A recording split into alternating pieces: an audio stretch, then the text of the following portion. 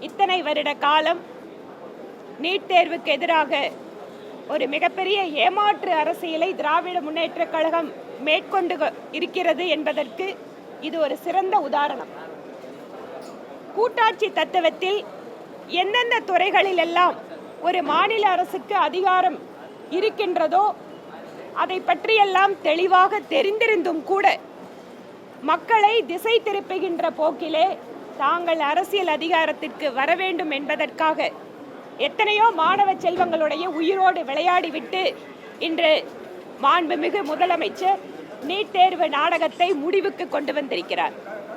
முழுவதுமாக இந்த நீட் தேர்வு விவகாரத்தில் தமிழக மக்களை ஏமாற்றியதற்கு, தமிழகத்து மாணவ செல்வங்களை திசை திருப்பியதற்கு திராவிட முன்னேற்றக் கழகத்தினுடைய தலைவர்கள், மாண்புமிகு முதலமைச்சர் உட்பட அத்தனை பேரும் தமிழக மக்களிடம் மன்னிப்பு கேட்க வேண்டும்.